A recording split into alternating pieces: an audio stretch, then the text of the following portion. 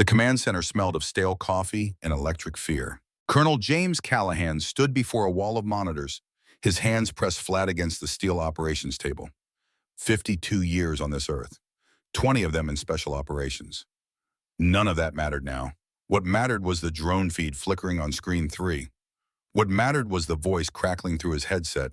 What mattered was the choice he had 4 seconds to make. On the screen, thermal signatures moved through a compound outside Aleppo. 4 green shapes, his operators. The pride of Operation SPECTER. 3 years of training, 16 perfect missions, 0 casualties. Until tonight. The operation had gone to hell in under 90 seconds. Intelligence said 6 hostiles. Reality delivered 24. Someone had talked. Someone always talked. But that didn't matter now. What mattered was that 3 of his 4 operators were down, bleeding, dying, calling for help. And the 4th operator, the one still mobile, had a shot on the primary target. Callahan's jaw muscles worked beneath weathered skin. His eyes tracked the thermal bloom of muzzle flashes. Small arms fire. AK platform. The distinctive crack of Soviet engineering echoing through satellite delay. He heard it all, saw it all, could do nothing about any of it. The voice in his headset belonged to a man named Cole Reeves, 32 years old, former Marine Recon, team leader, good man, dying man. The words came broken, punctuated by gunfire and pain. Wraith 1, 3 operators down, requesting immediate extraction. I say again, immediate extraction. Callahan closed his eyes. 1 second. On a different screen, another thermal signature moved. Viktor Volkov, arms dealer, merchant of death. The man who sold chemical weapons to anyone with cash. The man who would, if he escaped, facilitate the deaths of 500 civilians, maybe more. Intelligence estimated anywhere from 200 to 800 casualties if the deal went through. The target was moving toward an armored vehicle. 10 seconds until he reached it. 15 seconds until the engine turned over. 20 seconds until he disappeared into the Syrian night. And 3 American operators would die for nothing. Callahan opened his eyes. 2 seconds. His father's voice echoed across decades. Captain Robert Callahan, United States Marine Corps, Vietnam veteran, recipient of the Silver Star, a man who understood impossible choices, a man who taught his son that command meant carrying weight most men couldn't imagine. Son, command means living with impossible choices. You save who you can, you sacrifice who you must, and you carry that weight until the day you die. 3 seconds. Callahan's hand moved to the communications panel. His finger hovered over the transmission key. His throat was dry. His heart rate, measured by the biometric monitor on his wrist, read 62 beats per minute. Training, discipline, control. But inside, where no monitor could reach, something was screaming. 4 seconds. He pressed the key. Spectre 1. This is Ghost Actual. You have direct order. Complete the mission. Eliminate primary target. Negative on extraction. Repeat. Negative on extraction. Acknowledge. Silence filled the space between satellites and desert. Between command and consequence. Between order and obedience. Then a voice. Young. Female. Shaking but steady. The voice of someone trained to obey, even when obedience meant damnation. Ghost Actual. Spectre 1 acknowledges. Completing mission. Out. On screen 3, a thermal signature shifted. Prone position. Sniper. The best Callahan had ever trained. Maybe the best anyone had ever trained. Ava Sterling. 21 years old. Enhanced sensory perception. Cognitive processing speed 40% above normal. 0 hesitation under pressure. Until tonight, the crosshairs settled on Viktor Volkov's head. The distance was 300 meters. The wind was gusting. The glass was ballistic. None of it mattered. Ava Sterling had made impossible shots before. She would make this one. The shot report cracked through the audio feed, a single suppressed round, then silence. On screen 4, Viktor Volkov's thermal signature collapsed. Target down. Mission complete. On screen 3, Cole Reeves' thermal signature began to fade. Blood loss. Shock. His last transmission came through broken and raw. Ghost, why? Why did you... Static. 2 more signatures faded. Jade Martinez. Khalil Hassan. Good people. Dead people. Necessary sacrifices according to the mathematics of warfare. Callahan stood in the command center, surrounded by subordinates who wouldn't meet his eyes. The mission was success. The program was validated. The numbers justified everything. But numbers didn't scream as they died. He reached forward and pressed a button. The screens went dark. The room fell silent. Somewhere in Syria, a young woman named Ava Sterling was calling for evacuation, calling for medical support that wouldn't arrive in time, calling for a second chance that didn't exist. Callahan removed his headset, placed it on the table, walked out of the command center with the measured pace of a man who had done his duty. He made it to his quarters before the shaking started. 3 hours later, when the after-action reports were filed and the notifications were sent and the medals were recommended, Callahan sat alone in darkness. On his desk sat a photograph. 4 young faces in desert camouflage. Cole Reeves, Jade Martinez, Khalil Hassan, Ava Sterling. All smiling, all confident, all believing their training made them invincible. 3 were dead, 1 was broken, and James Callahan, architect of Operation SPECTER, understood with perfect clarity that he had created something monstrous. Not the program itself, not the training, not even the mission. The monster was the man in the mirror, the man who could make that choice, the man who could sacrifice 3 lives for 500, the man who could sleep that night because the math worked out. Except he couldn't sleep. He never slept well again. 6 years later, that same monster wore the uniform of a Navy captain. 6 years later, that same monster commanded an aircraft carrier in the North Atlantic. 6 years later, that same monster was about to face the consequences of what he had created. Because Ava Sterling was aboard his ship, and neither of them knew it yet. Morning came to the USS Ironclad like a reluctant guest. Captain James Callahan woke at 0430, same as every day for the past 30 years. His body knew the rhythm even when his mind resisted. Sleep was thin these days. Sleep was where the ghost lived. He sat on the edge of his rack in the captain's quarters, a space that felt too large for one man. Gray light filtered through the porthole. Beyond the steel hull, the North Atlantic rolled in endless procession. Somewhere out there, dawn was breaking. In here, dawn was just another duty to perform. Callahan's hands rested on his knees. 58 years old. Those hands had held weapons, signed orders, shaken hands with presidents and admirals.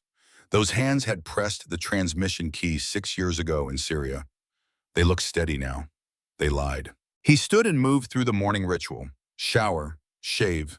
The face in the mirror belonged to a stranger he had grown accustomed to. Gray at the temples, lines around the eyes. The weathered look of a man who had spent decades staring into wind. His father's face looked back at him. Captain Robert Callahan, USMC, Vietnam. The old man had died 5 years ago, taking with him the last voice that understood what command really cost. Uniform next, perfectly pressed, creases sharp enough to draw blood. The weight of rank on his shoulders. Captain's eagles, 4 stripes. The uniform of authority. The costume of competence. Before leaving, Callahan unlocked a drawer in his desk. Inside lay a photograph in a protective sleeve. 4 young faces in desert camouflage. The image was creased from handling. The colors were fading. The faces were eternal. He touched the photo the way another man might touch a religious icon. This was his morning prayer. This was his daily penance. Cole Reeves smiled up at him. 32 years frozen in time. Good man, dead man. Jade Martinez, 24. Bright eyes, brighter future. Gone. Khalil Hassan, 29. 2 kids back home. Widow now. And Ava Sterling, 21 in the photo, 27 now. Alive but haunted. The sole survivor of his greatest failure. Callahan closed the drawer, locked it, became Captain James Callahan, commanding officer, USS Ironclad. Became the man 5,000 sailors looked to for leadership. Became the mask he wore so well that sometimes he forgot it was a mask. He stepped into the passageway. A young sailor snapped to attention. "Good morning, sir." Callahan returned the salute. His voice was steady, warm, commanding. "Good morning, Petty Officer. Carry on." The sailor relaxed and continued down the passageway. Callahan watched him go. 20 years old, maybe. Same age Ava had been when Callahan broke her.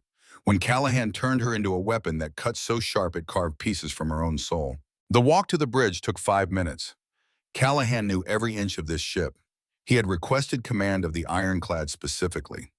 He had requested it because Ava Sterling was assigned here.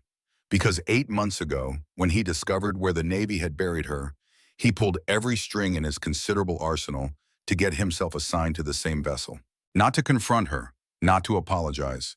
What apology could cover 3 corpses?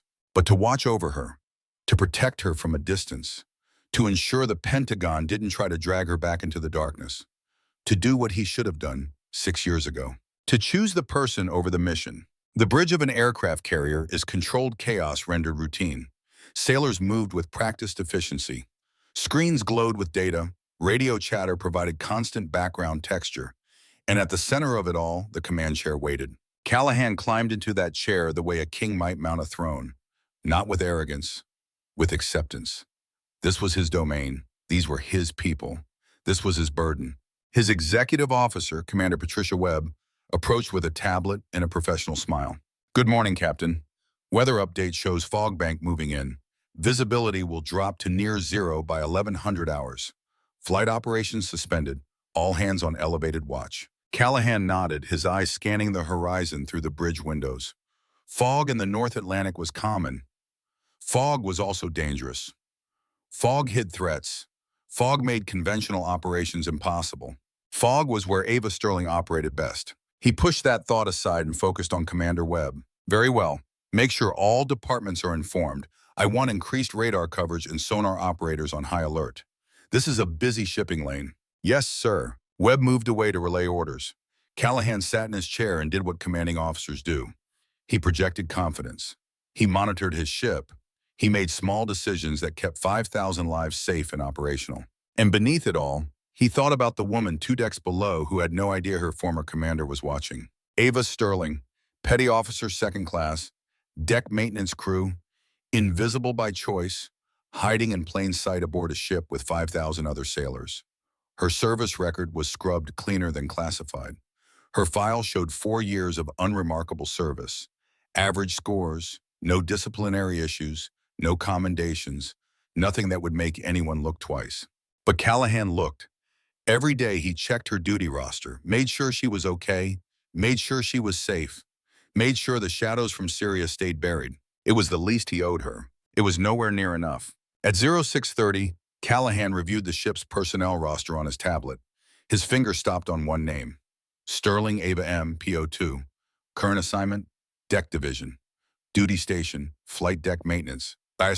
He stared at that name for longer than necessary. 8 months she had been aboard.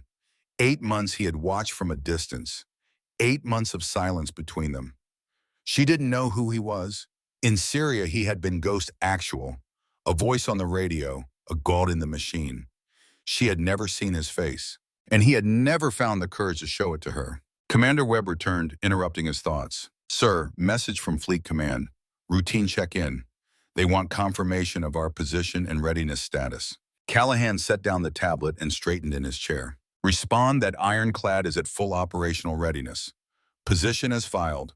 All systems green." "Yes, sir." The routine of command continued. Time passed in the peculiar way it does aboard ships, measured in watches, marked by bells. The fog rolled in as predicted. By 1100 hours, the world beyond the Ironclad's hull disappeared into gray nothing. Visibility dropped to 10 meters, then 5, then almost nothing. Sailors checked and rechecked their stations. Radar operators hunched over screens. The ship moved through the fog like a ghost through walls. Silent, careful, alone. Callahan stood on the bridge wing, staring into the gray. Fog reminded him of Syria. Fog reminded him of choices made in the space between breaths. Fog reminded him that some things, once done, could never be undone. Behind him, the bridge door opened. Commander Webb again. But this time her face was tight with concern. "Sir, we have a situation." The situation announced itself through electronic screech. "Radar contact. Airborne. Altitude 14,000 feet. Circular pattern. Transmitting." Callahan was moving before the report finished. 3 strides took him from the bridge wing to the Combat Information Center access, down the ladder, into the blue-lit world of screens and data. The CIC was organized chaos. Officers hunched over displays. Voices called out ranges and bearings. At the center, Lieutenant Commander Sarah Kane stood before the main tactical display, her face illuminated by digital glow. She saw Callahan and straightened. "Captain, We have enemy reconnaissance drone, Sentinel X class, Chinese manufacture. It's been circling our position for 6 minutes, definitely transmitting data. Callahan studied the display. The contact moved in perfect circles, broadcasting their exact location to whoever was listening. In international waters, that was technically legal. In practical terms, it was hostile act. Time until our position is fully compromised? Kane's jaw tightened. 12 minutes, maybe 15. After that, anyone with the right equipment will know exactly where we are. Callahan processed the implications. An aircraft carrier's greatest defense was mobility. You couldn't hit what you couldn't find. But if hostile forces knew their position, everything from submarines to anti-ship missiles became viable threats. Options? Kane shook her head. Helicopters can't fly in this fog. Zero visibility. SAMs are not authorized. We're in neutral waters. Diplomatic implications. And the drone is above our gun range. Callahan turned to the display. Watched the contact circle. Watched the clock tick down. Felt the weight of commands settle on his shoulders like familiar iron. Summon every qualified shooter we have aboard. Marines, special warfare, anyone with long-range rifle qualification. We're going to put that drone down the old-fashioned way. Kane hesitated. Sir, the fog. Callahan met her eyes. I know, Commander, but we're going to try anyway. Alert me when they're assembled on the flight deck. Yes, sir. Callahan returned to the bridge. The fog pressed against the windows like living thing. Somewhere above, invisible through the gray, a machine was stealing their secrets. Somewhere below, 14 shooters were about to attempt the impossible. And somewhere in between, Ava Sterling was about to resurface. The flight deck materialized through fog like something half real. 14 figures stood in a line, rifles at rest, waiting. Callahan descended from the island's superstructure, his boots ringing on metal. The fog was so thick he could barely see 10 meters ahead. Master Sergeant Kyle Donovan stepped forward. 40 years old, 3 tours in Afghanistan, 12 confirmed long-distance kills. The best shooter aboard who wasn't named Ava Sterling. Sir, we're ready, but I have to say this is going to be almost impossible. We can't see the target, can't triangulate position. Fog is deflecting sound. We're shooting blind. Callahan nodded. He knew all this, but impossible was what they did. Do your best, Sergeant. That's all I ask. Donovan returned to the line, positioned himself, brought his rifle up, a Barrett M82, 50 caliber, capable of killing at 2,000 meters under normal conditions. These were not normal conditions. The crack of Donovan's rifle split the fog. The round disappeared into gray nothing. Seconds passed, no impact sound, no falling debris, nothing. Donovan fired again, and again, each shot swallowed by the fog. He lowered his rifle and shook his head. Sir, I can't even see past 100 meters. That drone is at 14,000 feet. The math doesn't work. Another shooter tried, then another. 13 shooters, 40 rounds expended, 40 failures. The clock continued its countdown. 9 minutes until full compromise. 8, 7. Callahan stood watching, his face carved from stone. This wasn't going to work. The mission was failing. He would have to order the ship to emergency maneuvers, attempt evasion, hope they could slip away before hostile forces converged. But then the fog shifted. A figure emerged from gray nothing. Small, maybe 5'5", standard Navy uniform. Blonde hair pulled into tight regulation bun. Carrying a rifle Callahan recognized. Macmillan TAC-50, precision instrument, sniper rifle. The figure walked toward the firing line with measured steps. Not hurried, not hesitant, just steady forward motion. Like walking through fog was the most natural thing in the world. Callahan's breath caught. He knew that walk. He had trained that walk. He had watched that walk through drone feeds in Syria while 3 good people died. Ava Sterling. She emerged fully from the fog, and Callahan saw her clearly for the first time in 6 years. She looked different. Older, obviously. The baby fat of 21 had been replaced by harder edges, but the eyes were the same. Gray-green, focused. The eyes of someone who saw things others couldn't. She moved to the firing line without acknowledging Callahan or any of the shooters, set down her rifle, began preparing her position with mechanical precision. Donovan turned to her, his face skeptical. You serious? We've all tried. It's impossible. Ava didn't respond. She knelt on the deck, set her bipod, adjusted her position with tiny corrections. Her hands moved like surgeon's hands, steady, certain. Callahan found his voice. Your name, Petty Officer. She looked up at him. Their eyes met for the first time. She had no idea who he was, no recognition. Ghost Actual had been a voice in the dark, not a face. Sterling, sir. Her voice was calm, professional, empty of emotion. Callahan felt something crack inside his chest. He had done this to her, taken a young woman with fire in her eyes and replaced it with ice. Do you think you can make this shot, Sterling? She returned her attention to the rifle, pressed her face against the stock. Her breathing slowed, became almost imperceptible. Fog doesn't stop me from seeing, sir, only others. She closed her eyes, 3 deep breaths. Callahan watched her slip into the state he had trained into her, the state where external world disappeared, where only target and trigger existed. He had taught her this: sensory enhancement through controlled meditation, atmospheric pressure reading through micro-temperature shifts, ballistic prediction through unconscious mathematics. He had turned her into human computer that calculated death with perfect precision. And now she was about to prove his training worked. Ava's eyes opened. She brought the rifle to bear on empty sky. Her lips moved, barely audible. 14,000 feet. Lateral movement 3 centimeters per second. Fog density gradient east-northeast. Wind thermal at altitude. Ballistic glass refraction. He's there. Nobody else saw anything. Nobody except Ava Sterling. Her finger caressed the trigger. The rifle coughed, suppressed, professional. The round disappeared into fog. 1 second, 2 seconds, 3 seconds. Then a sound, distant, muffled. The crack of metal failing. A dark shape fell from the sky, spinning, trailing smoke. It disappeared into the fog below. Gone. The flight deck erupted, voices overlapping. Donovan stepped forward, his face slack with disbelief. No, that's not possible. But it had happened. They had all watched it happen. Ava Sterling had made a shot that violated every principle of atmospheric physics and probability. She had done the impossible. Because Callahan had trained her to do impossible things, Ava stood calmly, collected her rifle, slung it over her shoulder with practiced motion. Her face showed nothing. No pride, no satisfaction, just empty professionalism. She turned to Callahan, met his eyes again, and for just a moment, Callahan thought he saw something beneath the ice. Recognition, maybe. Not of his face, but of his type. The type of commander who gave impossible orders.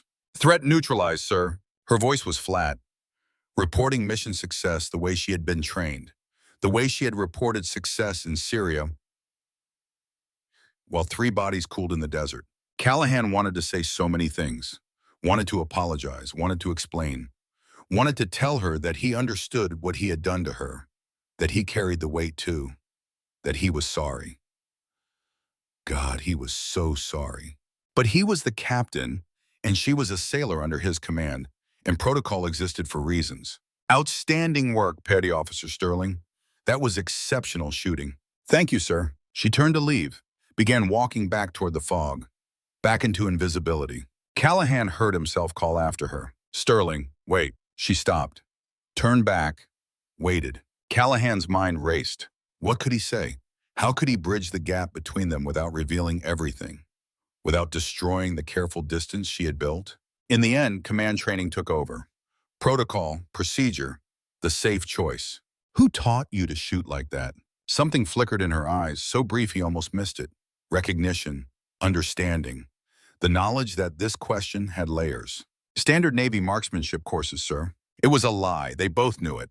But it was the lie she had to tell. The lie that kept Operation SPECTER buried. The lie that kept her safe. Callahan nodded slowly. Dismissed. She saluted, turned, walked into the fog, disappeared like ghost. Callahan stood on the flight deck as sailors dispersed around him.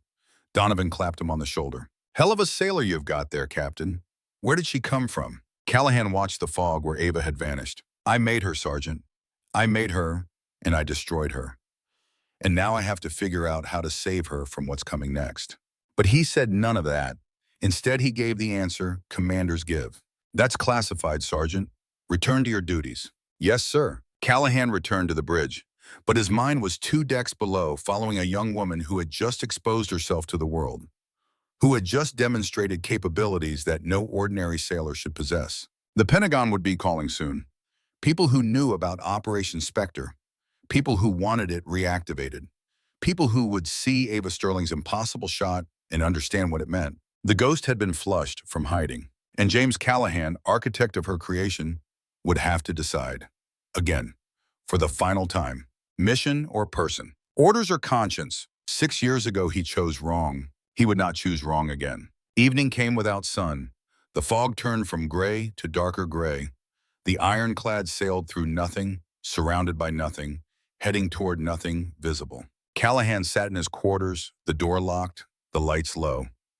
Before him on his desk, two things: the photograph from Syria and Ava Sterling's personnel file displayed on his tablet. The file was a masterpiece of misdirection. 4 years of service, unremarkable performance evaluations, standard training, no special qualifications, nothing that explained what had happened on the flight deck. But Callahan could read between the lines. He had written some of those lines himself years ago when Operation SPECTER was being buried. He knew where to look for the shadows. 6 months unaccounted for. Listed as training, location classified. That was phase 1 of SPECTER conditioning. Psychological baseline establishment and cognitive enhancement. 4 months listed as temporary duty assignment, destination redacted. That was phase 2. Sensory training and environmental adaptation. 3 months marked as medical leave. That was phase 3. The phase where they pushed operators past human limits and rebuilt what broke. And then Syria. Listed in her file as combat deployment, details classified. The mission that killed 3 operators and broke the 4th. Callahan closed the file. He had read it a dozen times in the past 8 months, each time hoping to find something different. Some sign that Ava had healed, some indication she was whole, each time finding nothing but professional competence and emotional absence. A knock at his door interrupted his thoughts. "Come." The door opened. Commander Webb entered, her face tight with concern. "Sir, we need to talk, privately." Callahan gestured to a chair. Webb sat, then hesitated. "This is going to sound paranoid, Captain. I've spent 30 years in the Navy, Commander. Paranoia is survival skill. Speak freely." Webb took a breath. "That shot today, Petty Officer Sterling." I pulled her file. It doesn't add up. I've been in the Navy 20 years. I've seen special warfare operators, SEAL snipers, Marine recon scouts. None of them could make that shot. Not in those conditions. Callahan kept his face neutral. "Sometimes people surprise us, Commander." Webb leaned forward. "Sir, I ran checks. Sterling's marksmanship scores are average. Not exceptional, just average. There's nothing in her record that explains today. Unless she's hiding something. Unless someone scrubbed her file." She paused, watching Callahan's reaction. "I'm not trying to cause problems, sir, but if we have a sailor aboard with capabilities beyond her record, that's a security issue. And if her file has been altered, that's an even bigger issue." Callahan met her eyes. Commander Webb was a good officer, smart, observant, exactly the kind of person who could unravel secrets if given enough thread to pull. He made a decision. "Commander, I appreciate your diligence. You're right to be concerned, but this is a matter above your clearance level. Above mine too, if I'm being honest. Sterling's background involves classified programs. That's all I can tell you." Webb's eyes widened slightly. "Special access program?" Callahan neither confirmed nor denied. "What I need from you, Commander, is discretion. Don't dig any further. Don't ask questions. And most importantly, don't file any reports about this. Not yet." Webb studied him for a long moment. "Sir, are you protecting her?" "Yes." "From who?" "From everyone who wants to turn her back into a weapon, including possibly myself." But Callahan said none of that. Instead, he gave the command that ended discussion. "From people who don't have her best interests at heart. That's all you need to know, Commander. Are we clear?" Webb stood, came to attention. "Crystal clear, sir. But Captain, if protecting her puts this ship at risk..." "It won't. I give you my word." Webb nodded and left. Callahan sat in silence, staring at the closed door. That was first thread. Soon there would be others. People asking questions, people making calls, people connecting dots. The Pentagon would know about the shot within hours if they didn't already. Someone in the chain of command would file a report. Someone would mention the impossible shot in fog. Someone would run the numbers and realize only one explanation made sense. Operation SPECTER. His secure terminal chimed. Incoming encrypted message. Callahan's stomach tightened. He knew what this was before he opened it. The message was brief, 3 lines. "Ghost actual. Asset SPECTER 1 confirmed active USS Ironclad. Reactivation protocols authorized. Stand by for further instructions." No signature, No origin, just the classification marking that made Callahan's blood run cold. Directive 7 Alpha, the highest level of classification in the United States military. The level reserved for programs that officially didn't exist. The level that meant people could disappear without paperwork. They knew. They had always known. They had been watching Ava just as he had been, waiting for her to expose herself, waiting for justification to bring her back. And Callahan had let it happen.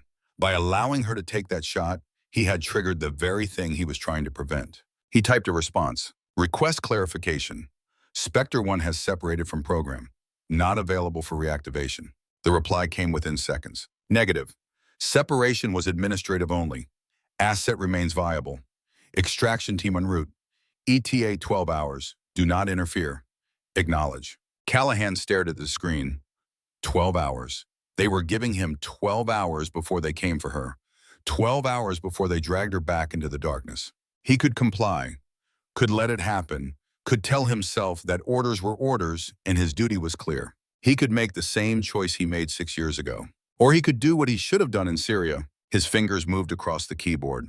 Acknowledged. Request permission to prepare asset for transition. The response was immediate. Granted. Asset to be secured in medical bay under guard, no outside contact. Transfer will occur at 0800 tomorrow. Callahan closed the terminal, sat in darkness, felt the weight of 30 years in uniform pressing down on his shoulders, felt the ghosts of Syria standing behind him, felt the moment crystallize into choice. He could follow orders. He had always followed orders. Or he could follow conscience. He reached for his phone, dialed an extension. Master Chief Santos, please report to my quarters immediately. Rafael Santos arrived within 5 minutes. 47 years old. Former JSOC intelligence analyst. A man who had seen the edge of the black world and stepped back intact. A man Callahan trusted. Santos closed the door and took the offered seat. His eyes were cautious. Something's wrong, sir. Callahan poured 2 glasses of whiskey from a bottle he kept for moments like this. Handed one to Santos. Took one for himself. Chief, how much do you know about Operation SPECTER? Santos went very still. His hand tightened around the glass. Sir, that's above my clearance. Was above your clearance. Past tense. You were JSOC intelligence. You saw the reports. You know what we did. Santos took a long drink, set down the glass. I know enough to know that program should have stayed buried. I know enough to know that Petty Officer Sterling shouldn't be aboard this ship. She's here because I requested her transfer. Because I've been watching over her for 8 months. Because I owe her a debt I can never repay. Santos met his eyes. You were Ghost Actual. It wasn't a question. Callahan nodded. I gave the order in Syria. I told Sterling to complete the mission and abandon her team. I created her. I broke her. And now the Pentagon wants her back. He explained the message, the extraction team, the 12-hour deadline. Santos listened without interrupting. When Callahan finished, the Master Chief sat back. So what are you going to do, Captain? Callahan stood, walked to the porthole, stared into fog that reflected his face like dark mirror. I'm going to do what I should have done 6 years ago, Chief. I'm going to choose the person over the mission. I'm going to protect her, whatever that takes. He turned back to Santos. But I need help. I need people I can trust. People who understand what's at stake. Santos stood as well, came to something like attention. But his eyes were warm. Cole Reeves was my friend, Captain. We served together in Afghanistan before he got selected for SPECTER. He died because of orders you gave. I carried that anger for a long time. Callahan nodded, accepted that. But Santos continued. Cole also told me something once, after too many drinks. He said you were the hardest commander he ever served under, but also the fairest. He said if he ever got in real trouble, you were the one he'd want in his corner. Santos extended his hand. I'm in, sir, for Cole, for Sterling, for doing the right thing even when it costs us. Callahan shook his hand, felt something loosen in his chest. He wasn't alone. Thank you, Chief. Now let's figure out how to save someone from the monster I created. They worked through the night, making plans, identifying allies, preparing for what was coming. And 2 decks below, Ava Sterling lay in her rack, staring at darkness, wondering why the captain with the familiar voice was looking at her like he knew her ghost. She would find out soon enough. They all would. Dawn brought visitors. Captain James Callahan stood on the bridge wing, watching the Kiad aircraft approach through clearing skies. The fog had lifted during the night, revealing a world that felt too exposed, too vulnerable. He preferred the fog. In fog, you could hide. In clear morning light, everything was visible, including the three people in that aircraft who had come to take Ava Sterling away. Commander Patricia Webb approached with a tablet, her face tight. "Sir, the Kid is requesting priority landing clearance. Passengers are flagged as Pentagon VIP. No advance notice. No scheduled visit on the books." Callahan kept his eyes on the approaching aircraft. "Clear them for landing, Commander, and notify Lieutenant Commander Kane and Master Chief Santos to meet me in Conference Room Alpha immediately." Webb hesitated. "Sir, shouldn't I notify the XO?" "No, just Kane and Santos." Understanding flickered across Webb's face. She had been in the Navy long enough to recognize the texture of classified operations. She nodded and moved away. Callahan watched the Kid touch down, watched three figures emerge. Even from this distance, he could read their body language. Military bearing, civilian clothes, the particular arrogance of people who operated in shadows and expected obedience. He knew who they were before they entered the ship, had known since the message last night. The Pentagon was moving faster than he expected. 12 hours, they had said. It had been 8. They were early. That meant they were worried. That meant Ava Sterling mattered more than he realized. Conference Room Alpha was designed for classified briefings. Soundproof, no windows. A secure space where secrets could be discussed without fear of surveillance. Callahan entered to find Santos and Kane already waiting. He closed the door, locked it. "They're here, 3 Pentagon officials. They're going to try to take Sterling." Kane's eyes widened. "Take her!" "Sir, what's going on?" Callahan moved to the head of the table, remained standing.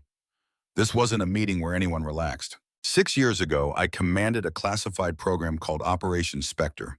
The goal was to create elite operators capable of functioning in conditions where normal humans failed. We used psychological conditioning, sensory enhancement, cognitive recalibration. We turned people into weapons. He paused, letting that sink in. Ava Sterling was one of those weapons, the best I ever created.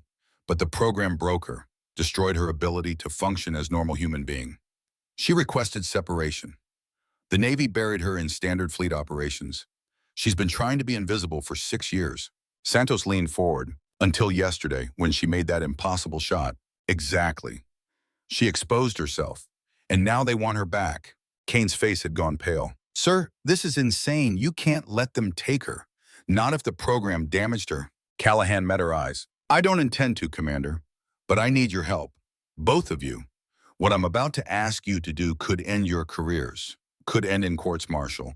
I need to know if you're in." Santos didn't hesitate. "I'm in. Already told you last night, Captain." Kane took longer. She looked between them, calculating, weighing career against conscience. Finally, she straightened. "What do you need from me?" Before Callahan could answer, the intercom crackled. "Captain Callahan to the wardroom. You have visitors." Callahan looked at his team. "Showtime. Remember, say nothing about SPECTER. Let me handle this." He walked to the wardroom with Santos and Kane flanking him. 3 people waited inside, 2 in Navy dress uniforms, 1 in expensive civilian suit. The woman in Navy uniform stepped forward, 50 years old, silver gray hair, Colonel's eagles. Her eyes were sharp enough to cut. "Captain Callahan, I'm Colonel Sarah Hendricks, Defense Intelligence Agency. This is Captain David Park, Naval Special Warfare Command. And this is Mr. Gray from the Central Intelligence Agency." The civilian nodded, didn't offer a hand, didn't smile. His eyes were the color of winter ice. Callahan didn't sit, didn't invite them to sit. This was his ship. They were intruders. "Colonel, Captain, Mr. Gray, to what do I owe this unexpected visit?" Hendricks pulled a tablet from her briefcase, placed it on the table. "We're here about Petty Officer Ava Sterling. Yesterday, she demonstrated capabilities far beyond her official record. We need to speak with her immediately." Callahan kept his face neutral. "Sterling is one of 5,000 sailors aboard this vessel. She performed her duty admirably yesterday. But I see no reason for Pentagon interest in a routine defensive action." Park spoke for the first time. His voice had the gravel of someone who had spent years yelling over gunfire. "Cut the shit, Captain. You know exactly why we're here. You commanded Operation SPECTER. Sterling was SPECTER 1. That shot yesterday proves she's still operational. We're reactivating the program, and we need her." Callahan let silence stretch. Let them see his face harden. When he spoke, his voice carried the authority of 30 years in uniform. "Operation SPECTER was terminated 6 years ago. following the Syria incident where 3 operators were killed due to compromised intelligence. The program was deemed psychologically unsustainable. All surviving operators were separated and reassigned. Hendricks leaned forward. Separated, not discharged, they remain military assets, available for recall. Sterling requested separation from special operations. She served 4 years in standard fleet duties. She's moved past that life. Gray finally spoke. His voice was soft, dangerous. Has she? Because from where we sit, she just made a shot that only a SPECTER operator could make. She's not past anything. She's hiding. And hiding doesn't serve national security interests. Callahan felt anger rising, pushed it down. Anger was weakness in negotiations like this. What exactly are you proposing? Hendricks tapped her tablet. A document appeared. Operation SPECTER is being reactivated. New name, Operation Sentinel. Improved methodology. Better psychological support. We want Sterling as lead instructor and field operator. We want you as program director. Both of you have experience that's invaluable.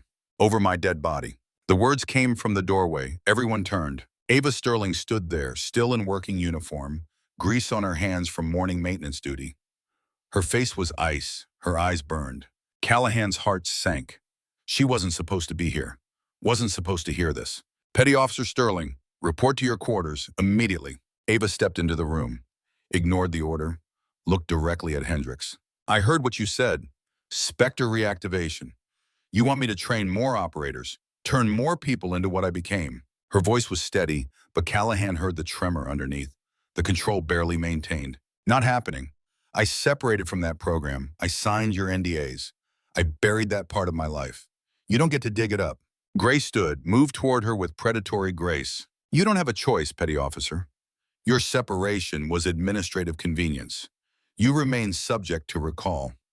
We can order you back to active special operations duty. Ava's laugh was bitter. Go ahead. Order me. See what happens when you put broken weapon back in the field. See how long before I turn that weapon on you. The room went silent. Callahan saw Hendricks and Park exchange glances. They hadn't expected resistance, hadn't expected the weapon to talk back. Gray's expression didn't change. That sounds like a threat, Petty Officer. Threats against government officials are serious offenses. It's not a threat. It's a warning. SPECTER didn't create perfect soldiers. It created damaged people who can kill without hesitation. You really want to reactivate that? Hendricks pulled another document from her case, slid it across the table toward Callahan, not toward Ava, toward him. Captain Callahan, perhaps you should see this before your sailor says anything else she might regret. Callahan picked up the document, began reading, felt ice form in his veins. It was a Syria after action report, but not the one he had seen. This one had different details, different intelligence assessments, different conclusions. The intelligence hadn't been wrong. It had been deliberately falsified. He read it twice to be sure. Read the bureaucratic language that meant 3 people had died for a test. Not a mission, a test, to see if SPECTER operators would follow orders even when it meant abandoning teammates. The paper trembled in his hands. You knew.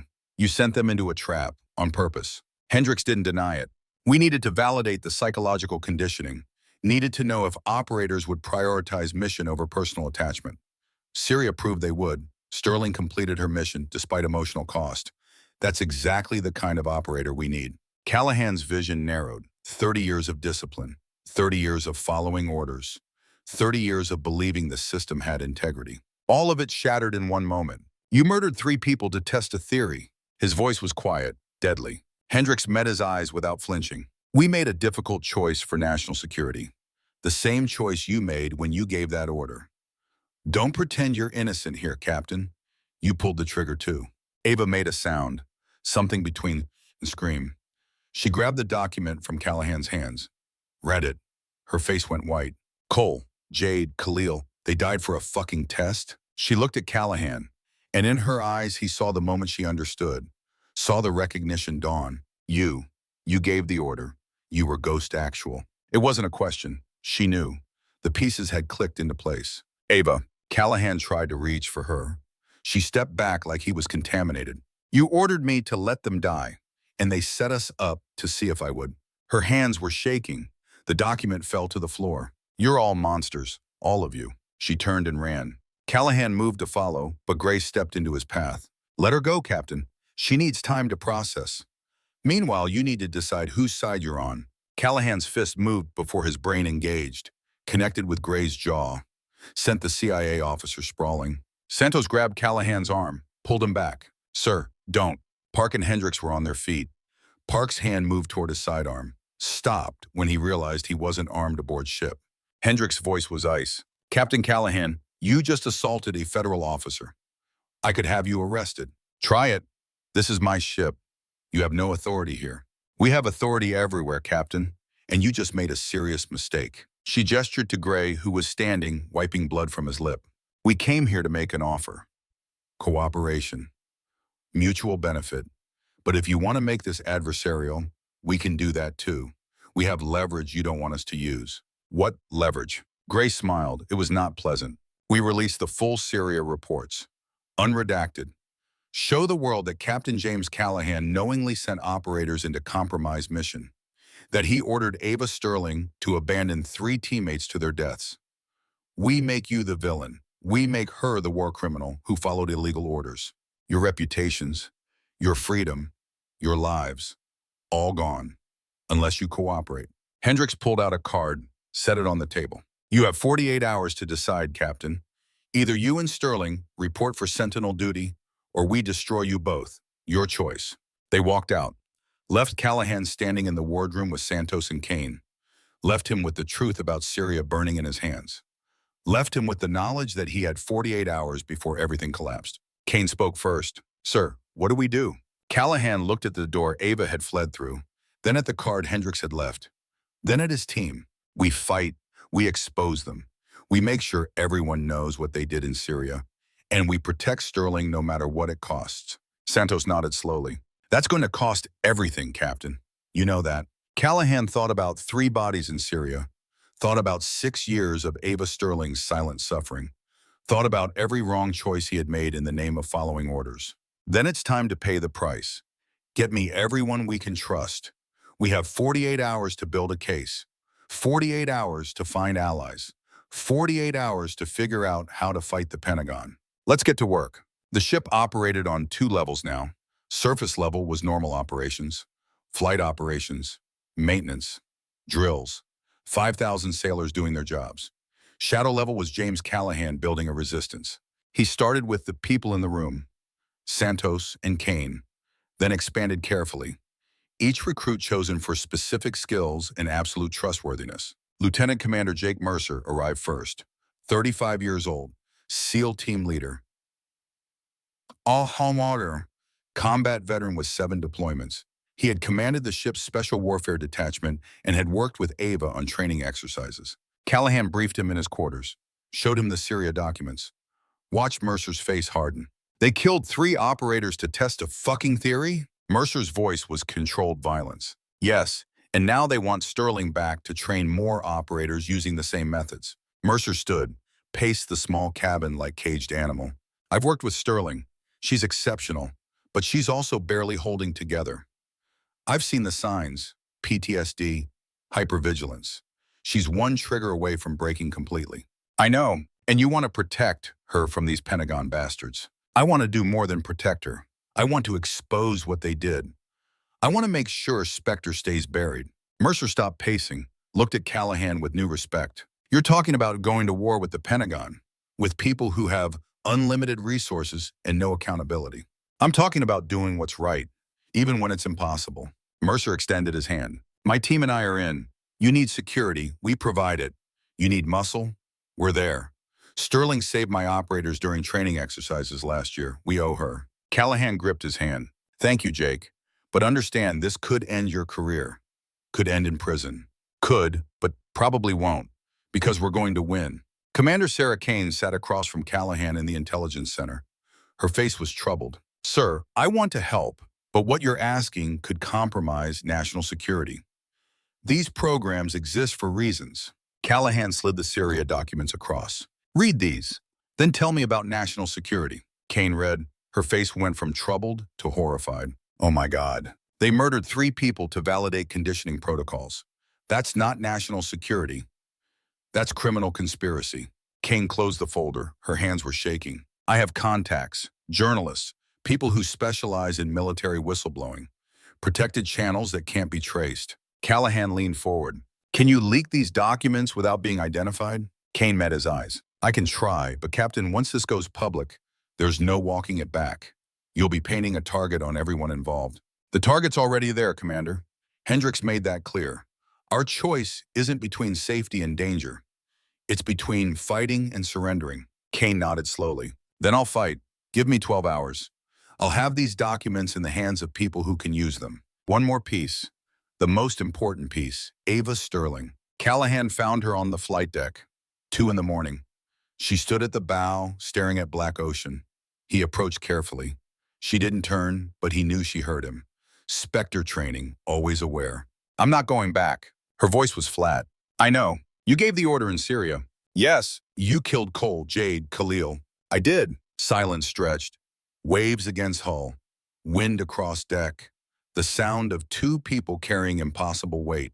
Why are you here, Ghost? Callahan moved to stand beside her. Looked at the same ocean. The same darkness. To tell you the truth, to give you choice you didn't have in Syria, and to ask for your help. Ava laughed, bitter. My help? You want me to help you? I want to fight them. Hendricks, Park, Gray. Everyone who thinks turning people into weapons is acceptable. Everyone who thinks Syria was justified. I want to expose what they did, make sure it never happens again. He turned to face her. But I can't do it without you. You're the only surviving SPECTER operator who can testify to what the program does, what it costs, who you became, and what it took from you. Ava's hands gripped the railing. You want me to relive Syria, tell the world how I abandoned my team on your orders. I want you to tell the world that Syria was rigged, that you were forced into impossible choice by people who manipulated intelligence, that you're not a monster, you're a victim. I don't feel like a victim, I feel like a murderer. Callahan's voice softened. I know because I feel the same way. I gave that order. I carry those deaths. But hiding from it doesn't honor Cole, Jade, and Khalil. Exposing the truth does. Making sure no one else dies for these programs does. Ava turned finally, looked at him, really looked, saw past the rank and the uniform to the man underneath. You're trying to make amends. I'm trying to do what I should have done 6 years ago. Choose the people over the mission. Starting with you. Ava studied his face for a long moment, then nodded. Okay, I'll help. But not for you, for them. For Cole and Jade and Khalil. They deserve better than being footnotes in a classified report. Agreed.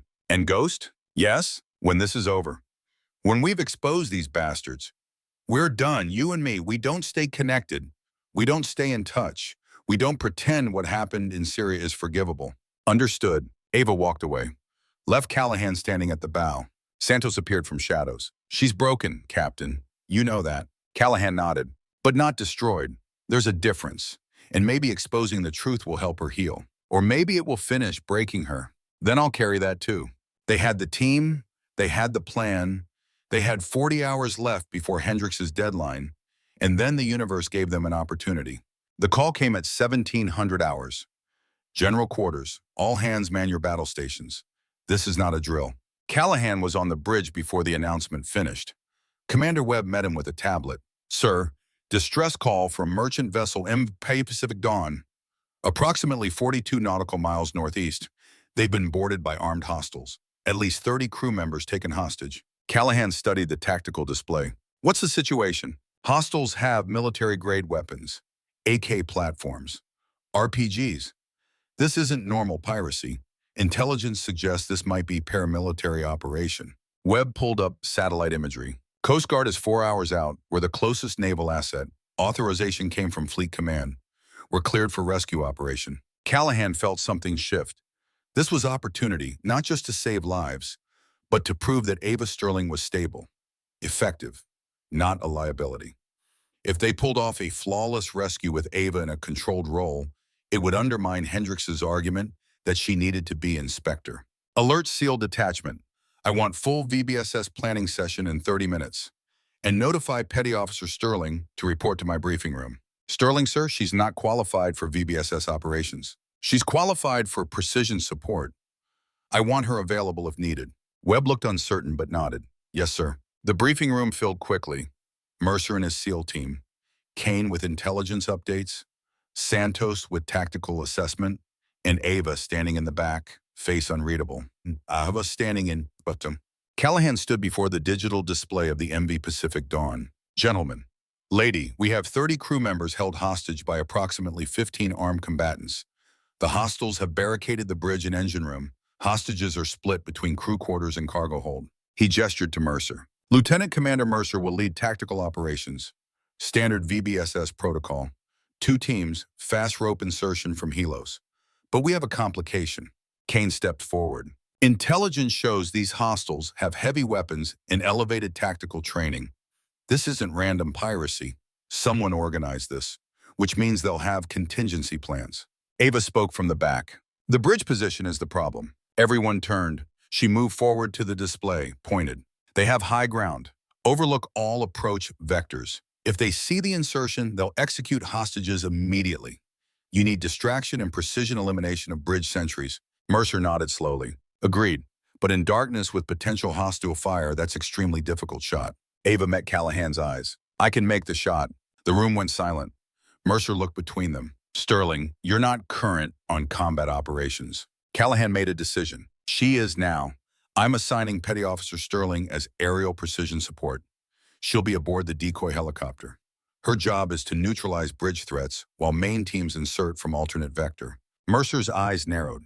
He understood what Callahan was doing, giving Ava a chance to prove herself, to demonstrate control, to show she was more than broken weapon. Sir, with respect, that's putting a lot of weight on one sailor. I know her capabilities, Commander, better than anyone. She can do this. Ava's voice was steady. I can do this, because this time I'm saving people, not abandoning them. The mission launched at 2300 hours.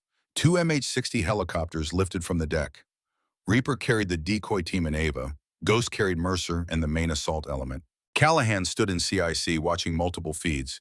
He had considered going along, had considered leading from the front, but he served better here, coordinating, supporting, making sure his people had everything they needed. On screen 1, Ava sat in the door of Reaper, rifle mounted, harness secure. Her face was calm, focused, the face of someone who had found purpose. On screen 2, Mercer's team prepared for fast rope insertion. Callahan keyed the command net. All elements, this is actual. You are cleared hot. Execute on your discretion. And team, bring everyone home safe. Reaper, copy. Moving to position. Ghost, copy. Standing by. The helicopter split. Reaper made loud approach from the bow, high and obvious, drawing attention. Ghost came in low from the stern, silent and deadly. Callahan watched Ava through the feed, saw her scanning the bridge through her scope, saw her breathing slow, saw her become the weapon he had created. But this time, the weapon served life instead of death. Ava's voice, calm and professional. Contact. Bridge level. 4 hostiles. 2 crew-served weapons. PKM machine guns. Mercer's voice. Can you neutralize? Ava didn't answer with words. She answered with action. 4 shots. 4 seconds. 4 hostiles down through ballistic glass from moving helicopter at 300 meters in darkness. Impossible shots. SPECTER shots. Bridge neutralized. Ghost, you're clear for insertion. Mercer's team roped down onto the stern deck. Stacked up, moved into the ship with practiced efficiency. Callahan listened to the radio traffic. Watched the operation unfold. Felt pride and guilt warring in his chest. Pride at what Ava could do. Guilt at what he had made her into. Ghost, we have contact. Crew quarters level. Multiple hostiles engaging. Suppressed gunfire crackled through the audio. Then Mercer's voice, steady. Crew quarters secured. 12 hostages safe. But we have a problem. Hostile leader just executed 2 crew members. Says he'll kill 1 every 5 minutes until we withdraw. Ava's voice cut in. Did you get eyes on the leader? Negative. He's barricaded an engine room with remaining hostages. Maybe 6 crew members left alive. Callahan's hands tightened on the edge of the console. This was the moment. The choice. Send people into danger or pull back. But this time he had learned. Mercer, what do you need? Sir, we need to breach engine room without getting hostages killed. That requires precision and speed we might not have. Ava's voice again. I have a solution. Callahan listened as she explained. Ventilation access, solo infiltration, flanking maneuver behind hostile positions. It was brilliant. It was also insanely dangerous. Mercer's response was immediate. Negative. That's suicide run. You'll be exposed, outnumbered, no backup. Ava's response was calm. I've done worse. 6 hostiles at cargo hold, 6 in engine room. We can't breach both simultaneously. We need force multiplier. That's me. Callahan closed his eyes. This was Syria again. This was the impossible choice. Send Ava into danger or lose hostages. But this time was different. Syria had been manipulation. This was Ava volunteering. Ava choosing. Ava with agency. He keyed the command net. Sterling, I won't order you. But if you're volunteering, you have my support. Ava's voice carried something he hadn't heard in 6 years. Confidence. I'm volunteering, sir, because this time I can save both. Mission and people. Do it. But Sterling, you get in trouble. We're coming for you. That's not an order. That's a promise. Copy that, actual. Moving now. Callahan watched through thermal feeds as Ava infiltrated the ship's ventilation system. Watched her crawl through spaces that would stop larger operators. Watched her position herself above the hostile positions. Santos stood beside him. She's incredible, Captain. She's what I made her, for better and worse. On screen, Ava kicked free the ventilation grate, dropped 8 feet into the middle of the hostile positions, landed in combat crouch between 6 armed combatants in the main corridor. For one frozen second, everyone stared. Then Ava moved. Callahan had seen combat footage before, had watched operations unfold in real time, but he had never seen anything like this. 7 seconds, 6 hostiles neutralized.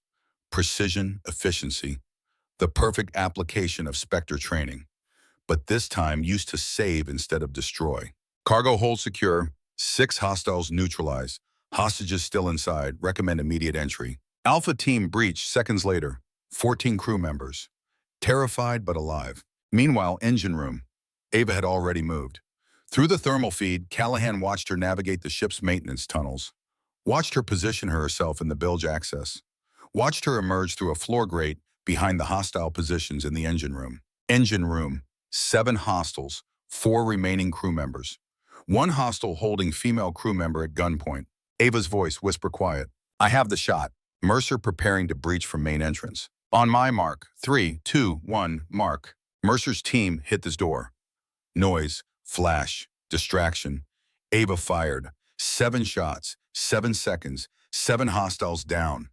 The female hostage stumbled away from her captor's falling body, alive. Engine room secure, all hostages safe. Mercer's voice carried wonder and respect. Sterling, that was the most insane thing I've ever witnessed. And I've deployed 7 times. Just doing my job, sir. No, that was doing something extraordinary. The extraction went smoothly. All 30 hostages rescued. 0 friendly casualties. 14 hostile combatants neutralized. A textbook operation. The helicopters returned to the ironclad at 0230. Callahan met them on the flight deck. Ava climbed out, limping slightly from the drop. Exhausted. But her eyes were clear. Alive. For the first time since Callahan had known her, she looked whole. He approached, extended his hand. Thank you, Petty Officer. You saved lives today. She shook it, held his gaze. We saved lives, sir, together. Not as weapon, as team. Mercer joined them, his face respectful. Captain, that was exceptional operation. Sterling was critical. I'm putting her in for commendation. Noted, Commander. Excellent work, everyone. The team dispersed. Callahan and Ava stood alone on the deck as dawn began to break. How do you feel? Ava considered the question. Like maybe I can be more than what you made me. Like maybe Syria doesn't define me. Callahan felt something loosen in his chest. It doesn't. You define you. And tonight you chose to be a guardian instead of weapon. Ava nodded, started to walk away, stopped. Ghost? Yes, thank you for giving me this chance. She disappeared into the ship, left Callahan standing in dawn light. Santos approached. That was good op, Captain. Clean, professional. Proves Sterling is stable. Callahan nodded, but something felt wrong. They had won this battle, but the war wasn't over. Santos saw his expression. What is it, sir? Callahan pulled out his phone, checked messages, found one that made his blood run cold. They moved faster than we thought. What do you mean? Callahan showed him the message. 3 lines that changed everything. Captain Callahan, Operation Nightfall footage confirms Sterling capabilities. Extraction moved up. She will be transferred within 6 hours. Effective immediately, you are relieved of command pending investigation. New co en route, do not interfere. SecNav. Santos read it twice. They're taking your ship, and they're taking Ava. We have 6 hours. What do we do? Callahan looked at the rising sun, felt 30 years of service weighing against one woman's freedom, felt the choice crystallizing. We fight, whatever it takes. Get everyone to my quarters. Now we're out of time. They had won the battle, but the real war was just beginning. 6 hours. Captain James Callahan stared at the message on his tablet. 6 hours until a new commanding officer arrived to take his ship. 6 hours until Pentagon extraction teams came for Ava Sterling. 6 hours to do what should have been done 6 years ago. Choose people over orders. His quarters had become command center for a different kind of operation. Not military precision. Moral imperative. Santos, Kane, and Mercer sat around his small table. Maps, documents, plans that could end careers or save lives. Probably both. They're sending Rear Admiral Thomas Briggs, Pentagon loyalist. He'll arrive at 0800. First thing he'll do is secure Sterling and hand her over to Hendricks' people. Kane looked up from her laptop. I've been digging into Briggs. He's connected to defense contractors, companies that profit from black programs like SPECTER. He has financial incentive to see it reactivated. Callahan nodded, not surprised. The military-industrial complex had tentacles everywhere. What about the documents? Can you get them published before Briggs arrives? Kane's fingers flew across keys. I've sent everything to 3 journalists. Protected channels. But publication takes time. Verification. Legal review. We're looking at 48 to 72 hours minimum. We don't have that long. Mercer leaned forward. Then we need to buy time. My SEAL team can secure Sterling, move her to a safe location aboard ship, make it difficult for Briggs to find her. Callahan shook his head. That's insubordination. Possibly mutiny. I won't ask your team to risk that. Sir, with respect, you're not asking. We're volunteering. Sterling saved lives last night. She proves she's stable. Effective. We're not letting them turn her back into a weapon. Santos spoke quietly. There's another option, Captain. One you're not going to like. Tell me. We call in reinforcements. SPECTER survivors. The other operators who made it out. If they're willing to come forward and to testify about what the program did to them, it adds weight to our case. Callahan considered. He had lost track of most SPECTER operators after the program dissolved. They had scattered, disappeared, tried to rebuild lives from wreckage. Do you know how to reach them? Santos pulled out a phone, not his official device, a burner. I've kept tabs. Unofficial. 3 survivors I know locations for. Doc Rivera, Shadowcross, Judge Matthews. All of them got out damaged but functional. If I call them now, some might come. Do it. The calls went out. Encrypted. Brief. Santos, speaking in code that meant nothing to outsiders but everything to people who had lived through hell together. 20 minutes later, responses came. Rivera's in. He can be here in 4 hours. Cross says she's come in 3 hours. Matthews is already en route. He heard about Sterling's shot through intelligence channels. Figured something was happening. He'll be here in 2 hours. Callahan felt something loosen in his chest. He wasn't alone. Ava wasn't alone. The ghosts of SPECTER were rallying. But there was still the question of Ava herself. Where is she now? Mercer checked his phone. My team has eyes on her. She's in her berthing, hasn't slept, just sitting there. Callahan stood. I need to talk to her. She deserves to know what we're planning. He found Ava exactly where Mercer said. Sitting on her rack in the female berthing compartment. Her roommates had given her space. Word had spread about her performance last night. Respect mixed with fear. People didn't know what to make of the small blonde sailor who could do impossible things. Callahan knocked on the open hatch. She looked up. Her eyes were red but dry, past crying, into the numb space beyond. Permission to enter? Ava gestured. He stepped inside, sat on the rack across from hers. 2 people in a small space, carrying weight that filled oceans. How are you holding up? She laughed, no humor in it. How do you think? I just found out Cole, Jade, and Khalil died for a test. That you gave the order knowing it was rigged. And in 6 hours, the Pentagon is coming to drag me back into that hell. Callahan met her eyes. They're not taking you. We're going to fight. He explained the plan, the journalists, the SPECTER survivors coming forward, the possibility of public exposure. Ava listened without interrupting. When he finished, she was quiet for a long moment. This will destroy your career. You know that. Probably. You'll lose your command, your pension, maybe your freedom. Maybe? Why risk everything for me? Callahan's voice was soft but steady. Because 6 years ago, I made the wrong choice. I chose mission over people. I chose following orders over doing what was right. And 3 good people died. And you spent 6 years thinking you were a monster. He leaned forward. I can't undo Syria. Can't bring them back. But I can make sure their deaths mean something. I can make sure SPECTER stays buried. I can protect you from becoming a weapon again. That's worth any price. Ava's eyes glistened. Cole used to say you were the hardest commander he ever served under, but also the fairest. He said if he ever got in real trouble, you were the one he'd want in his corner. Callahan felt his throat tighten. He had barely known Cole Reeves. Team leader, good man, dead because of orders Callahan gave. I failed him then. I won't fail you now. Ava nodded slowly. Okay, I'm in. Whatever it takes for Cole, for Jade, for Khalil, and maybe for us too. The first SPECTER survivor arrived at 0600. Lieutenant Thomas Matthews walked aboard the ironclad in civilian clothes but military bearing. 45 years old, former SPECTER 7, now a Navy JAG lawyer. He had sharp eyes and a sharper mind. Callahan met him in his quarters. They shook hands. Not as strangers, as brothers who had survived same war. Ghost. Been a long time. Judge, thank you for coming.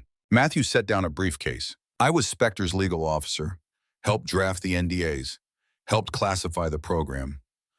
I've lived 6 years knowing what we did was wrong. When I heard Sterling exposed herself, I knew this day was coming. He opened the briefcase, pulled out documents. I brought everything I kept.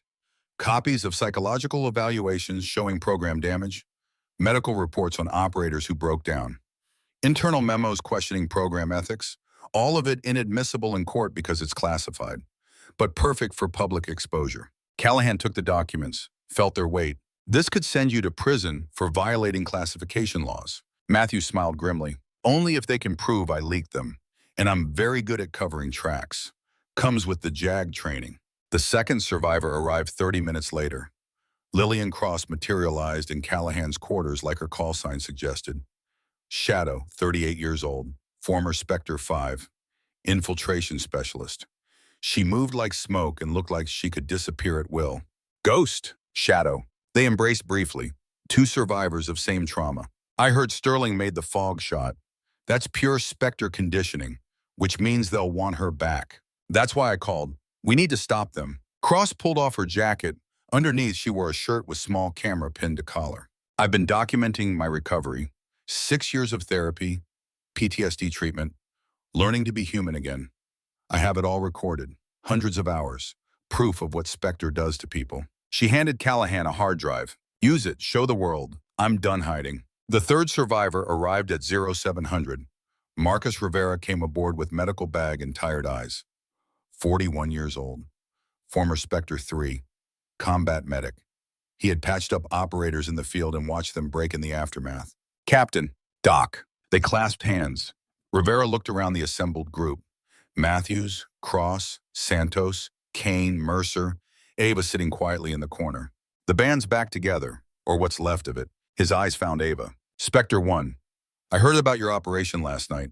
That's the Ava I remember. Capable, focused, but also the Ava I worried about. The one who carried too much weight. He moved to sit beside her. How are you really doing? Ava's voice was small. I don't know anymore. Yesterday I felt whole for the first time in years.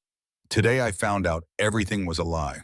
That Cole and the others died for nothing. Rivera's hand found hers. They didn't die for nothing. They died because evil people made evil choices. That's not on you. That's on Ghost. On the Pentagon. On everyone who thought creating weapons from human beings was acceptable. He looked at Callahan. And Ghost knows it. That's why he's here. That's why we're all here. To make sure their deaths buy something. Freedom for you, truth for everyone. At 0730, Callahan assembled everyone in the conference room. 8 people, diverse skills, united purpose.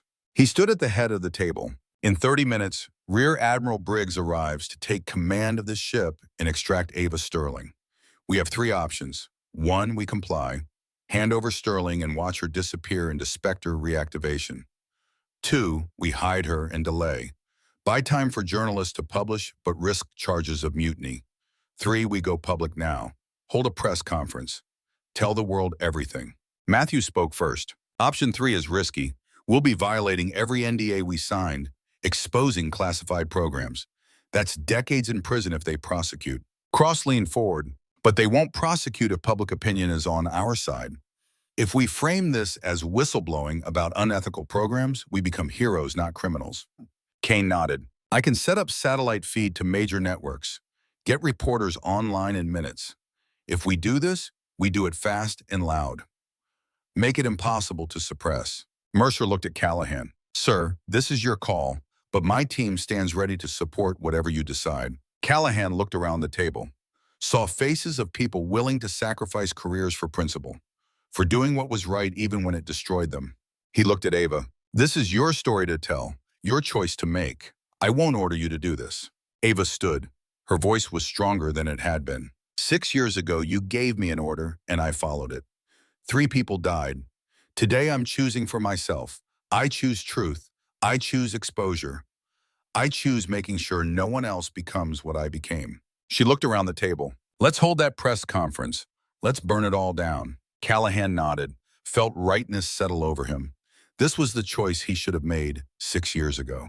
Commander Kane, set it up. We go live in 15 minutes. The conference room transformed into television studio. Kane worked with professional efficiency. Laptop connected to satellite uplink. Camera position, lighting adjusted. Within 10 minutes, she had feeds to CNN, Fox News, MSNBC, and 3 major newspapers. Reporters appeared on screen, confused, curious, sensing breaking story. Callahan sat at the table, Ava beside him. Behind them, Matthews, Cross, and Rivera stood as living testimony. Santos and Mercer flanked the door. Security and witness. King gave thumbs up. They were live. Callahan looked into camera, thought about 30 years in uniform, thought about 3 operators dead in Syria, thought about 1 woman destroyed by orders, thought about the choice that mattered. He spoke. My name is Captain James Callahan, United States Navy. I'm currently commanding officer of the USS Ironclad. I'm speaking to you today about a classified program called Operation SPECTER, a program that turned human beings into weapons, a program that murdered 3 operators to test psychological conditioning, a program the Pentagon wants to reactivate. Silence from the reporters. Shock. Callahan continued. 6 years ago, I commanded SPECTER. We trained elite operators using psychological conditioning, sensory enhancement, and cognitive recalibration. We removed their ability to hesitate, to question orders, to prioritize human connection over mission success. He gestured to Ava. This is Petty Officer Ava Sterling, former SPECTER 1, the best operator I ever created, and the person I destroyed in the process. Ava leaned forward. Her voice was steady, but carried emotion underneath. In 2019, my team was sent to Syria. 4 operators, 1 mission. Eliminate an arms dealer. Intelligence said we'd face 6 hostiles. We faced 24. 3 of my teammates were wounded and dying. They called for help. I could have saved them. Her hands gripped the table edge. But I received orders from command. Complete the mission. Abandon the team. I followed those orders. Cole Reeves, Jade Martinez, and Khalil Hassan died while I executed the target. Reporters leaned closer to their cameras. This was explosive. Ava pulled out documents, held them up. For 6 years, I thought I made a tactical choice. Saved many by sacrificing few. But I recently learned the truth. The intelligence was deliberately falsified. My team was sent into a trap. The Pentagon wanted to test whether SPECTER conditioning would override human loyalty. They murdered 3 people to validate a theory. She set down the documents. Now they want to reactivate the program. Use me to train more operators, create more weapons from human beings. I'm here to say no, absolutely not. I will not help create more broken soldiers. Matthews stepped forward. I'm Lieutenant Thomas Matthews, Navy JAG, former SPECTER 7. I have documentation proving the psychological damage this program caused. Operators with PTSD, suicide attempts, complete psychological collapse. This isn't creating elite warriors, it's destroying people. Cross moved beside him. I'm Lillian Cross, former SPECTER 5. I have 6 years of therapy recordings, hundreds of hours documenting my recovery from what this program did to me. I'm making them public. People need to see the human cost. Rivera was last. Marcus Rivera, former SPECTER 3, combat medic. I treated these operators in the field. I watched them function perfectly in combat. And I watched them fall apart afterward because they couldn't reconcile what they'd been trained to do with who they were as people. He looked into camera. SPECTER didn't fail because of tactical problems. It failed because human beings aren't meant to be weapons. We're meant to feel, to connect, to choose compassion even when orders say otherwise.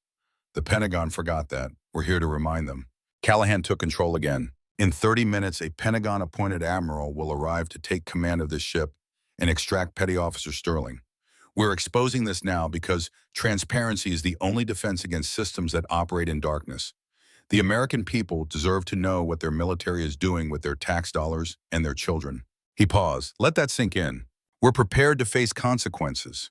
Courts-martial, prison, loss of careers. But we will not be silent while the Pentagon tries to restart a program that treats human beings as disposable test subjects. Questions erupted from reporters. Callahan answered them all.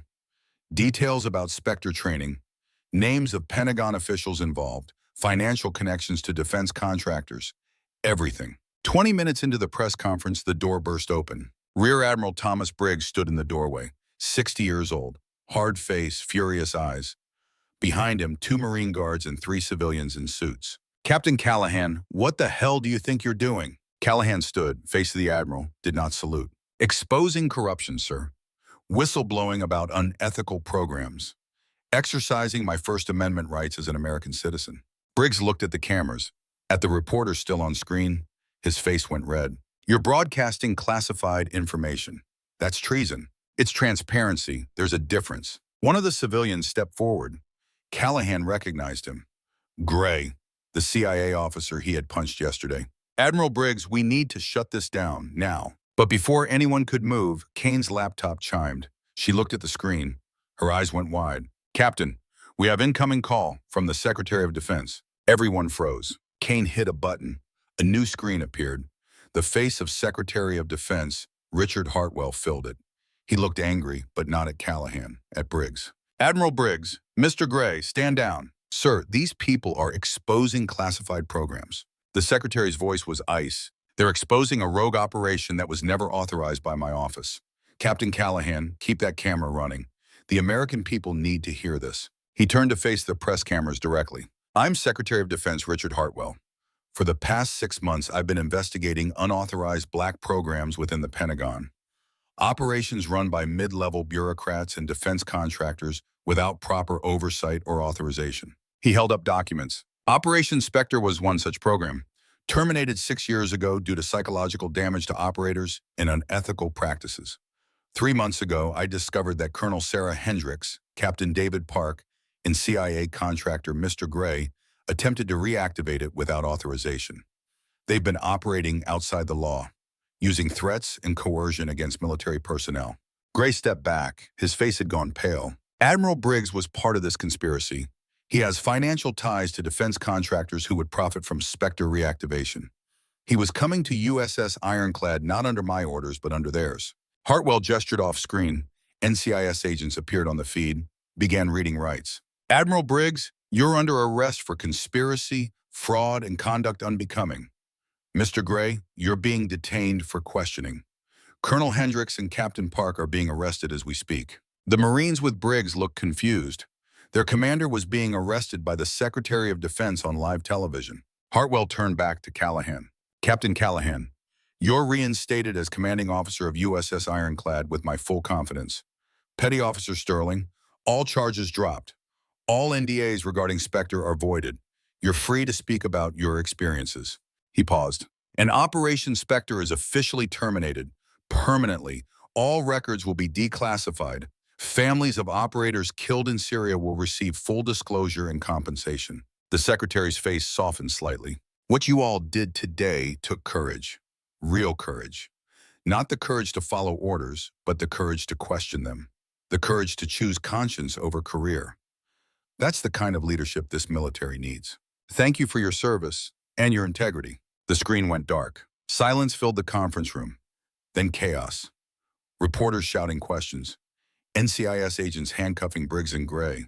Marines standing confused. Santos and Mercer looking stunned. Ava was crying, silent tears streaming down her face. Callahan put his hand on her shoulder. It's over. You're free. She looked up at him. Cole, Jade, Khalil, are they free too? Callahan's voice was gentle. Their truth is out now. Their deaths will be investigated. Their families will know what really happened. That's not the same as bringing them back, but it's something. Ava nodded, wiped her eyes. It's enough. It has to be enough. 6 months later, Portland, Oregon. A modest office building downtown.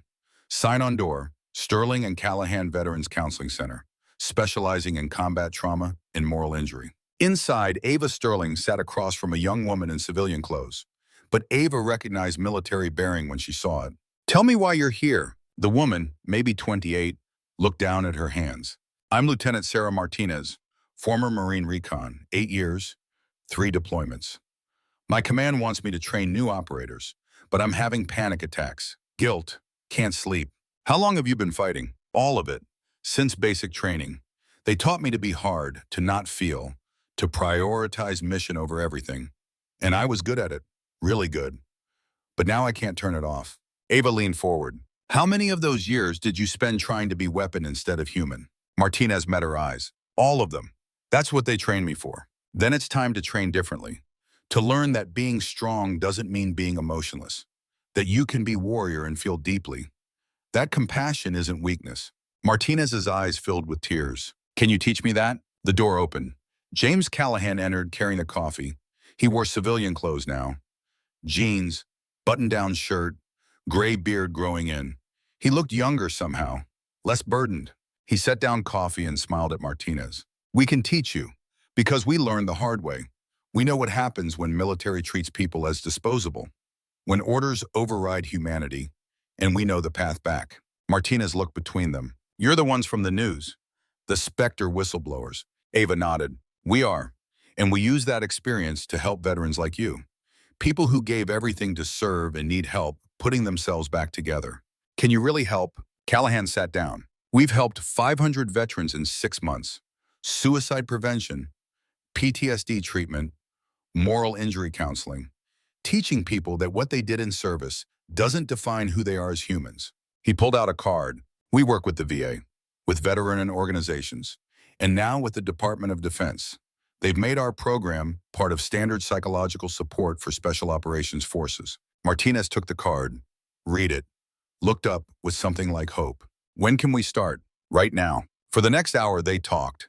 Ava and Callahan working as team, complementing each other, her lived experience, his leadership perspective.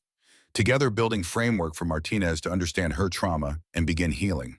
When the session ended, Martinez stood, shook both their hands. Thank you. For the first time in years, I feel like maybe I can be okay. After she left, Ava and Callahan sat in comfortable silence. Partners in redemption. You were good with her. So were you. We make a good team. Callahan smiled. Who would have thought? 6 years ago, I was the voice that ordered you to abandon your team. Now we're helping people avoid becoming what we were. Ava looked out the window at Portland rain. Cole would be proud. Jade and Khalil too. We're honoring them by making sure others don't die the same way. Her voice was steady, healing slowly but surely. 5 years later, the Pentagon. Briefing room filled with military brass and defense officials. Ava Sterling and James Callahan stood at the podium, but their clothes were different now. Not civilian, but not standard military either. Master Chief Ava Sterling, retired, had been recalled as special consultant. Captain James Callahan retired likewise. Before them, charts and data, 5 years of results from the Sterling Callahan Veterans Program, now Department of Defense funded, expanded to every military base, helping thousands. General Patricia Henderson, current chairman of Joint Chiefs, stood to speak. Master Chief Sterling, Captain Callahan, your program has transformed how we approach special operations training and veteran support. Suicide rates among SOF veterans are down 40%. PTSD diagnoses down 35%. Mission success rates up while maintaining operator psychological health. She gestured to the data. You've proven that we can create elite warriors without destroying them as people, that we can maintain operational effectiveness while preserving humanity. That strength and compassion aren't opposites but complementary. Callahan stepped to the microphone. His voice carried the authority of experience and the gentleness of wisdom earned through pain. General, we didn't do this alone. Every veteran who came through our program, every therapist who believed healing was possible, every commander who chose people over protocol. They all contributed. He paused. But mostly we did it for 3 people who died 6 years ago because the system failed them. Cole Reeves, Jade Martinez, Khalil Hassan. They paid the price for our mistakes. We've spent the last 11 years making sure their deaths bought something meaningful. Ava moved beside him. We don't claim to have all answers. Veterans still struggle. Some we can't reach, some we lose. But we've proven that acknowledgement is the first step toward healing. That transparency about military costs saves more lives than secrecy. That treating warriors as human beings produces better outcomes than treating them as tools. The room applauded. Not polite military courtesy, real appreciation. After the ceremony, Ava and Callahan walked through Pentagon corridors, heading toward exit, heading home. How does it feel? Being back here? Ava considered. Strange. Last time I was here, they were trying to force me back into SPECTER. Now they're giving us awards for destroying it. Callahan smiled. Life is strange. Redemption more so. They emerged into Virginia sunshine. Callahan's phone buzzed. He checked it, smiled. Martinez just texted. She's been promoted. Training new Marines, using our program's principles. Says she's finally at peace with who she is. Ava felt warmth spread through her chest. That's good. That's what it's all about. Helping the next generation be better than we were. They walked to Callahan's car. Before getting in, he turned to her. I need to make a stop. You mind? Where? Arlington. Ava understood immediately. Nodded. I'll come with you. Arlington National Cemetery. Section 60. Where recent war dead rested. 3 headstones in a row. Cole Reeves, United States Marine Corps, died in service to his country. Jade Martinez, United States Army, died in service to her country. Khalil Hassan, United States Army, died in service to his country. Ava and Callahan stood before them. 11 years of guilt and grief and slow redemption standing between breathing and dead. Callahan spoke first. Cole, Jade, Khalil, I gave orders that killed you. For 11 years, I've carried that weight. No amount of good work erases what I did. No amount of veterans' help brings you back. His voice cracked. But I want you to know, your deaths weren't meaningless. They exposed a corrupt system. They forced changes that saved thousands of other operators. They bought transparency and accountability. He knelt, placed his hand on Cole's headstone. I'm sorry for everything. I hope somewhere, somehow, you know, that we never forgot you, that we built something good from your sacrifice. Ava stepped forward. Her voice was steady, but tears flowed freely. Cole, you said I'd be legendary. I'm not. But I'm whole, I'm human, and I'm helping others stay human while serving. That's the legend I choose, the one you died to teach me. She touched Jade's stone. Jade, you were the kindest person I knew. You made us laugh even in the worst situations. I carry that with me. Try to bring light to dark places like you did. She moved to Khalil's stone. Khalil, you had kids. They're adults now. I visited them last year, told them about their father, about his courage, about how he died protecting others. They're proud of him, as they should be. She stepped back beside Callahan. Together, they saluted, held it, 3 heartbeats, then lowered their hands. Callahan spoke quietly. We made a promise 11 years ago that we'd make your deaths mean something. I think we kept that promise. I hope we did. They turned to leave. The sun was setting, golden light across white stones. Ava stopped, looked back at the graves. Ghost? Yes. Do you think they forgive us? Callahan was quiet for a long moment. I think they understand. Forgiveness is harder, takes longer. Maybe we'll earn it someday. Or maybe we just keep trying, keep helping people, keep making sure no one else dies the way they did. That has to be enough. Ava nodded. It is enough. It has to be. They walked toward the exit. 2 survivors of a program that broke them. 2 people who rebuilt themselves and helped others do the same. 2 humans who learned that strength included vulnerability. That leadership meant admitting mistakes. That redemption was possible even after the worst choices. Behind them, 3 stones stood silent, witnesses to both crime and atonement. The sun set on Arlington, on 11 years of burden, on the long road from Syria to peace. And in the gathering darkness, 3 names remained visible. Cole Reeves, Jade Martinez, Khalil Hassan. Never forgotten, forever honored, finally at rest. Because the living had kept faith with the dead. 3 months after Arlington, Washington, D.C. Congressional Hearing Room. Ava Sterling sat before the Senate Armed Services Committee, not in uniform, as civilian consultant, testifying about proposed legislation. The Reeves-Martinez-Hassan Act, named for 3 operators who died in Syria, designed to prevent future SPECTER programs. Senator Elizabeth Warren leaned forward. Master Chief Sterling, can you explain in simple terms what this legislation would do? Ava looked at the cameras, at the senators, at the American people watching. This act requires congressional oversight for all psychological conditioning programs and military training. It mandates independent psychological evaluation for operators in high-stress roles. It creates protections for service members who report unethical programs. And it ensures transparency about military operations that result in operator casualties. She paused. Essentially, it says that American service members are people, not property. That their psychological health matters as much as their tactical effectiveness. That we can maintain military readiness without destroying the humans who serve. Senator Tom Cotton spoke up, former Army officer, skeptical face. Master Chief, some argue this legislation would hamper our ability to create elite forces. That oversight and transparency compromise operational security. How do you respond? Ava met his eyes. Senator, I was part of the most elite program ever created. Operation SPECTER produced operators who could do impossible things. I could shoot targets other snipers couldn't see, could make decisions in microseconds, could function in conditions that broke normal humans. She leaned forward, and it destroyed me. For 6 years, I couldn't sleep without nightmares, couldn't form relationships, couldn't recognize myself in the mirror. The program made me effective, but it didn't make me whole. And when I finally broke, I was useless to the military and dangerous to myself. Her voice carried weight of experience. This legislation doesn't prevent elite training. It prevents programs that sacrifice psychological health for tactical gain. Because broken operators eventually become ineffective operators. Protecting their humanity protects our national security. They're not opposites. They're the same thing. The room was silent. Then Senator Warren spoke again. Thank you, Master Chief. Your testimony is powerful. This committee will take it seriously. After the hearing, Callahan met Ava in the hallway. He had watched from the gallery, proud. You did well in there. Think it'll pass? Callahan nodded. With your testimony? Yes. With the data from our program? Yes. With public support after the SPECTER exposure? Absolutely. This will become law. Good. Then Cole, Jade, and Khalil will have legacy beyond gravestones. Their names will be on legislation that protects thousands of future service members. They walked out of the Capitol building into D.C. afternoon. What now? Callahan asked. Ava smiled. First genuine, unguarded smile in 11 years. Now we go home. Back to Portland. Back to helping veterans.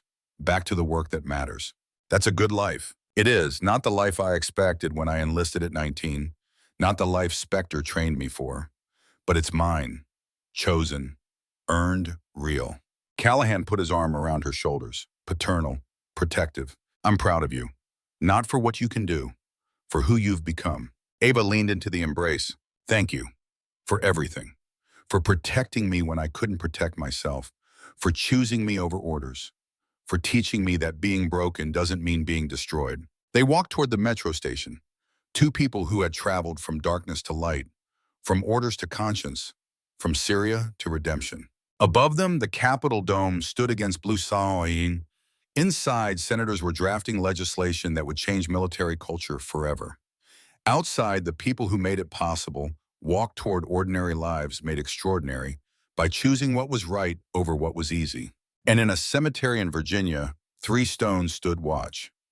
Silent guardians of the truth that sacrifice means something only when the living honor it with action. The last operator had finally come home, and home was where healing lived. The end.